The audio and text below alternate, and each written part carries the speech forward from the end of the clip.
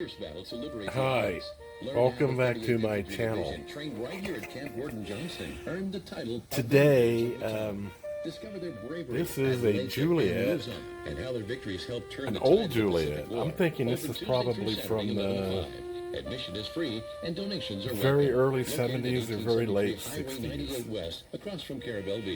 It's a Topps Juliette, so it was distributed by Topps, which was a distributor, but it was made by Juliette.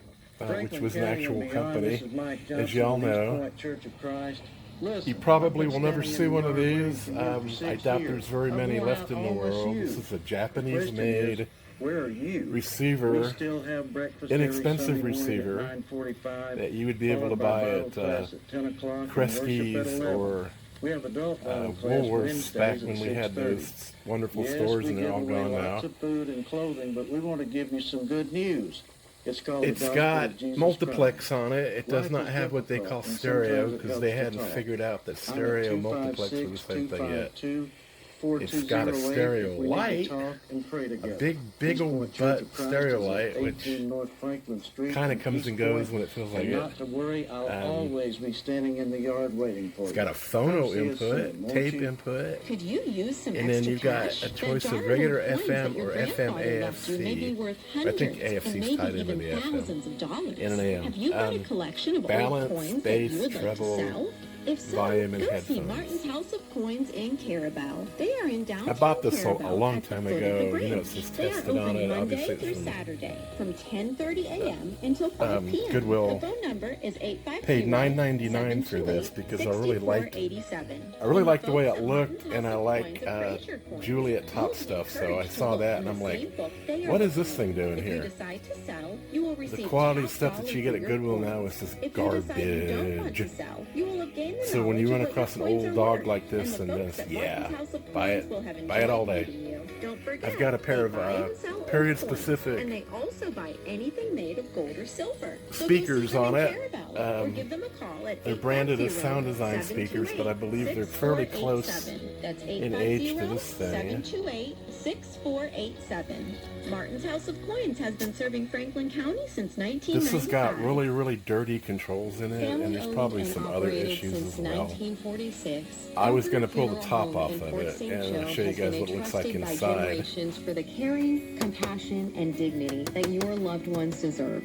Owners Jared Tater Whitehead and Sarah Whitehead have been serving. It has what looks to be a wooden case with laminate on it, so it sounds plastic. Jared has been in the funeral service It's actually held up pretty since good. 2010 and is a licensed funeral director and embalmer. Since acquiring the funeral It's kinda cool. home, they have Got big old knobs on it. and completed a total I bet this remodel would of the clean up really facilities. nicely, Comforter so Funeral Home maybe I'll offers actually stay funeral and focused on cremation something and try to services, get this pre-planning services, cleaned up and and veterans discounts. lubed up and all that good Contact stuff. Comforter Funeral Contact Home cleaner, at 850 check out a couple of dried out caps, all that good stuff.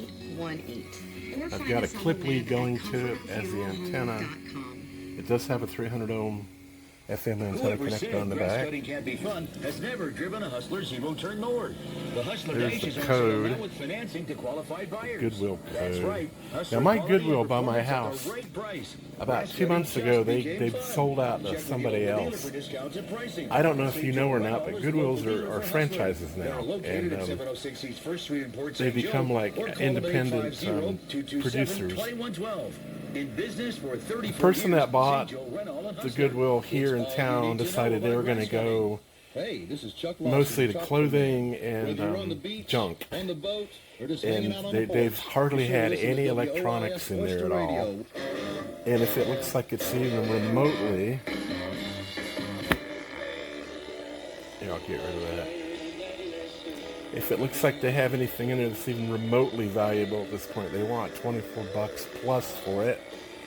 I saw a Crosby turntable in there, which I wouldn't pay $5 for. They had it up there for $24, and I went back a couple days ago. Somebody must have bought it, so I don't know. Is that a Goodwill Desperation? You tell me. This is AM.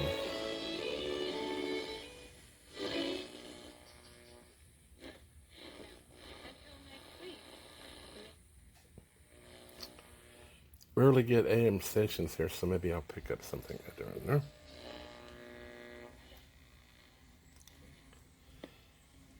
not looking good here. It never looks good.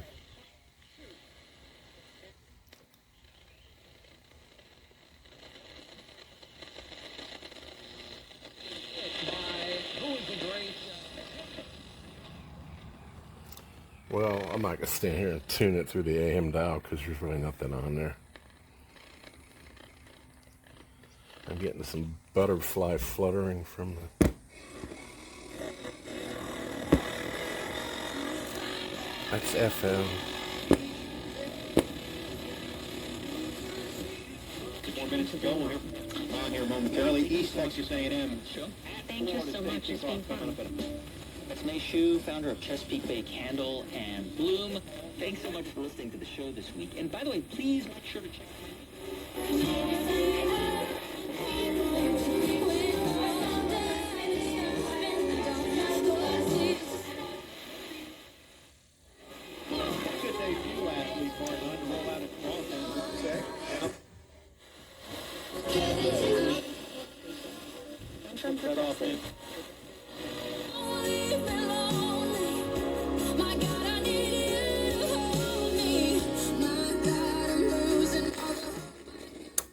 Got some problems here. I guess I'm gonna have to pull the back off of this, the case, and try to shoot some contact cleaner in there. Anyway, how can you not love something like this? It has so much more charm than the garbage that you buy now. All that black plastic nonsense. All right, I'll get back to you when I move along here. While I'm screwing around with this thing, I've had this Philips portable CD player, whatever you call it, compact CD player, for a while. Really haven't had a reason to hook it up to anything because I've got a million CD players. But I really like this thing because it's kind of a translucent blue, and it seems to work really well. Plus it's got a line out and the 45-second shock protection. I've just been really impressed with Philips equipment. I don't go out of my way to find it, but it seems to show up about once every 4 or 5 months. But I'm running this to the tape and put on here. I'm working on the Aiwa 906, the crusty one. I've been working on it since yesterday afternoon. I'm using this Chinese piece of crap DC laboratory power supply. But I want to show you that bottom, the third display on the bottom is the current draw, and I'm going to turn this on. I've got this set for 5.5 volts. Did you know what that means? Do you see how quick it went off? The power supply tripped off. There's no way you can run this without the current limiter on, but it still trips off. So I'm going to have to put a dim bulb sometime in the line here to try to get the soaked up. But what I'm doing is something's obviously heating up, because I ran this radio all about 5 hours yesterday, and it was running about 9 amps, but it didn't get hot. And it only worked at about 2/3 power, but I can still listen to it. When it works properly, it seems to pull about 3 amps. That's when it seems to be happiest. You get full volume on this. I haven't blown anything up yet, but what I'm doing is I'm trying to see if there's something overheating causing it to do that. And I've got a little fan on there. I'm trying to cool down. Because if you let it sit for like 5 hours, it'll actually run for a while. So I think it's taken a while for something to cool off whatever's heating up. And that would have to be a transistor, something with some, either a transistor or probably a resistor. Cap got that hot or pulled that much current, it would probably pop. I don't know, but that's where we're at right now. I haven't cleaned this thing up, but hey, at least I got something out of it, you know. But this thing, I don't know, I'm going to talk about this. I bought this and was starting to use it, and it actually works mostly, but there's a couple things to it I don't like, and I might go over those. Well, at the same time that I have that Aiwa 960 spread all over the chest freezer in the house. That wasn't intentional. That wasn't there at 2 o'clock yesterday afternoon. It just kind of like grew because I've been dicking with that thing. I've got a real working boombox out here that I'm listening to. This I bought this 10 years ago from a antique mall, and it was sitting on the floor in a booth, and it was $5, and it was like, hell yes, and I bought it, and I've been using it ever since. It's an old friend of mine. It's a Toshiba RT12OS 120S. Nothing particularly fancy about this. Doesn't have shortwave. It's got a battery light, stereo light, and tuning light. It's got the stereo wide thing, which that was a gimmick. I'm not going to go into, but I keep it on just stereo. When you put it in wide, in a lot of these older units, you start getting a lot of hissing and static and stuff. So, and then you got the typical function button. The cassette node does not work. Do I want to fix the cassette? Maybe someday.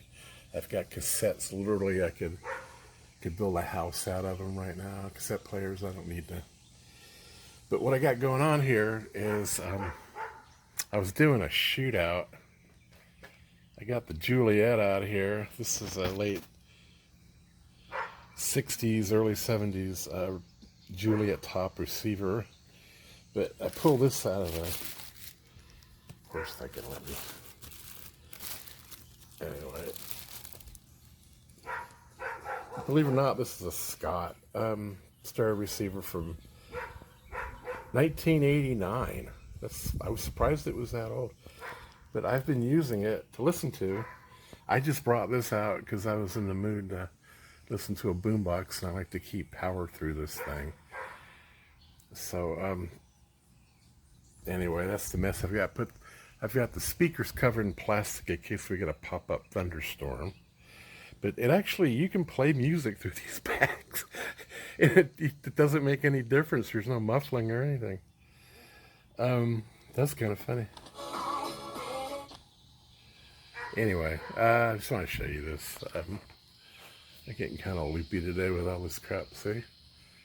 Between this and what I have on top of the freezer chest, and there's stuff in my shop all taken apart. I'm kind of moving from one thing to another. Alright, I know y'all wanted to see the Scott, so here it is. You remember Scott?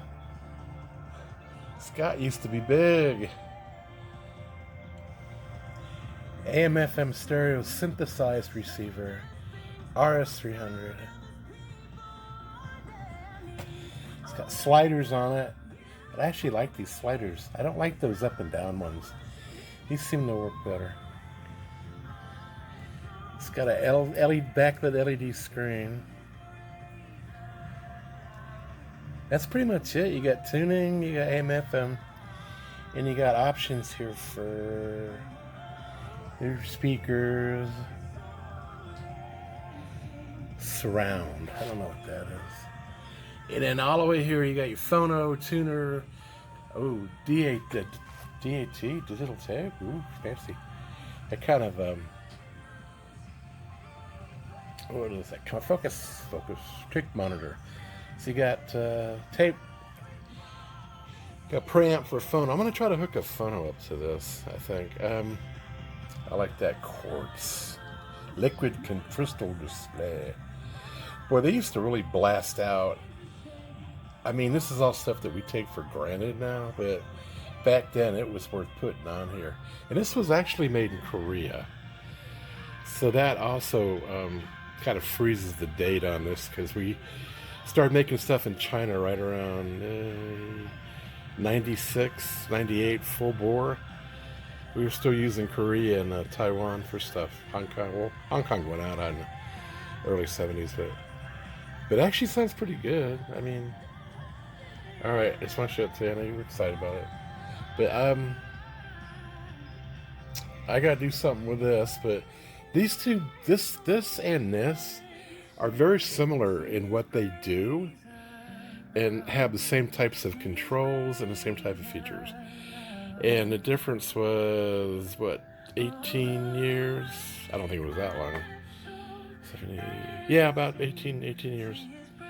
Went over to black plastic crap from the wooden box and the large chrome knobs, but they both kind of do the same thing. And that one has the same input. So anyway, all right, you had your history lesson.